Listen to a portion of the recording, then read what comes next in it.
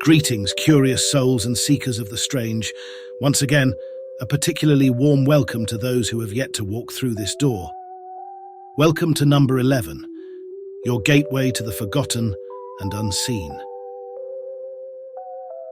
Tonight, we're gazing through a portal to the strange and supernatural. Settle in, turn off the lights, and get ready for a true account that will send chills down your spine. We all have our own ghost stories, those unexplained moments that make us question reality. Tonight, we bring you another remarkable tale, a true life story that stands as a powerful example of the supernatural. A couple recently stayed in a decrepit farmhouse and encountered something deeply unsettling and extraordinary. This isn't just any ghost story, it's a harrowing journey into the unknown. They faced inexplicable events and found themselves at the center of a haunting that has forever altered their lives.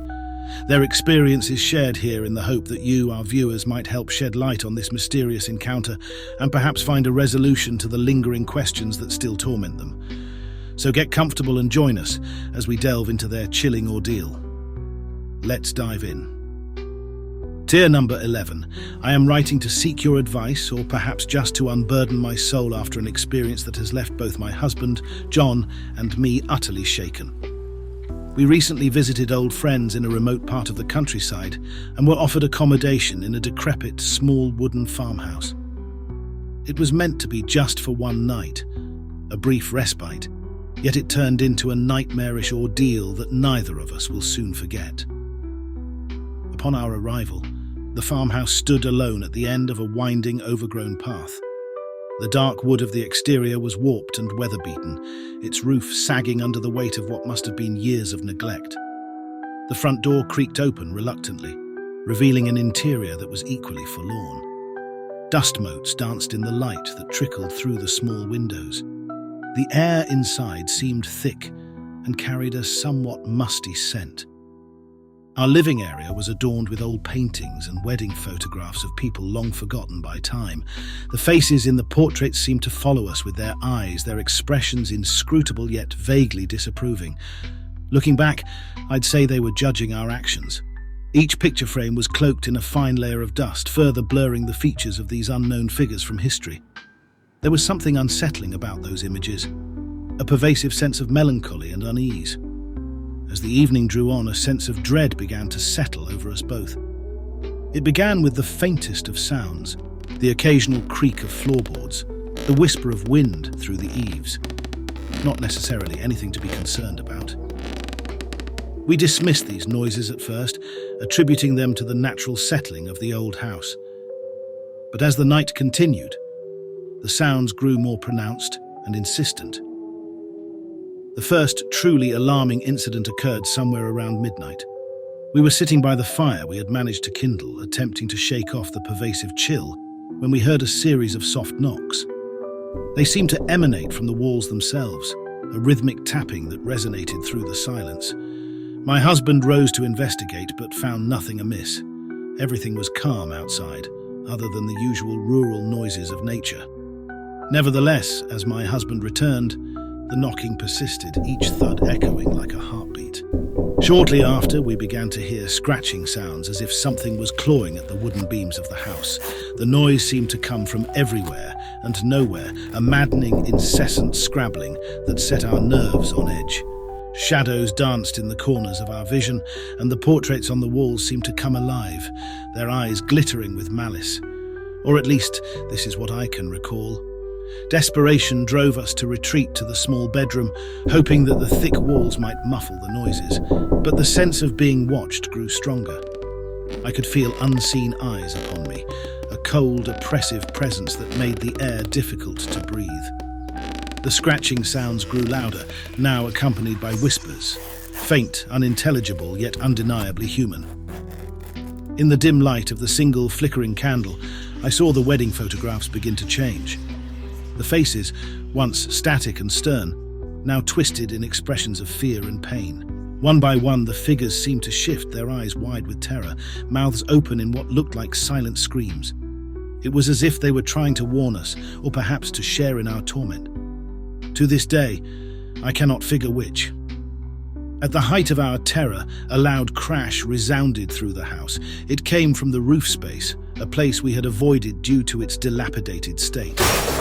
After the crash, the door to the attic creaked open of its own accord, and from the darkness above I vividly saw a figure emerge, a ghostly apparition, not dark or shadowy, but light and soft. It was draped in tattered wedding finery, though its eyes were hollow and empty. It reached out towards us, emitting a guttural moan that seriously froze my blood. That was the breaking point. We fled from the house, not stopping until we reached the safety of our friend's home. We dared not look back, afraid of what we might see following us through the night. Even now, as I recount this tale, my hands tremble and my heart races. The memory of that night haunts us still, an indelible mark upon our souls. Please, if you have any insight or advice on how to rid ourselves of this lingering fear, I implore you to share it. We are desperate to find peace and to understand what malevolent force resides in that accursed farmhouse.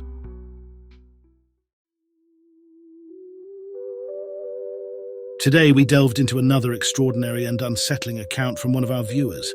The letter I have just read details a truly harrowing experience involving unexplained phenomena and a palpable sense of malevolence within an old farmhouse. I'd like to break down what happened and offer some guidance on how to proceed, if I may.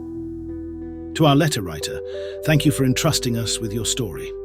The events you've described, including the unsettling noises, the disturbing changes in the photographs and the apparition in wedding attire, are clear indicators of a significant paranormal presence. Here is some advice on how to move forward. If you suspect that any residual presence from that night has followed you, it is crucial to cleanse your home. You could use sage, holy water, or other spiritual tools that resonate with your personal beliefs.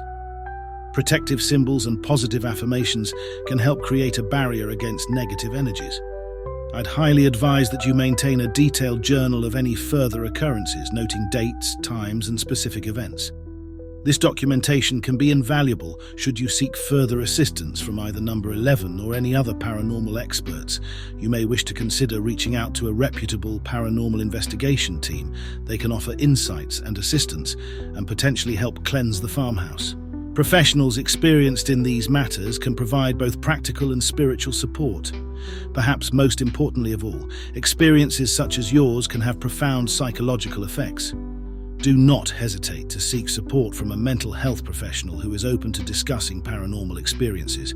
Your emotional health is paramount and must remain so, always. To our viewers, what are your thoughts on this extraordinary account? Have you experienced anything similar? What do you believe transpired in that farmhouse? Please share your theories and any advice you may have for our letter writer in the comments below. I'd personally like to thank those of you who have taken time to express your thoughts and opinions on previous letters. It really is greatly appreciated, both by myself and by previous letter writers. Please leave your thoughts and suggestions in the comments below. Let's come together as a community to support anyone else who might be experiencing similar events. If you enjoyed this video and would like to hear more stories akin to this, don't forget to like, subscribe, and hit the bell icon for notifications on all new content. Thank you for watching. Until next we meet, keep your eyes open and remember, when the lights dim and the shadows lengthen, don't look away. You never know what might be staring back at you. Good night and farewell.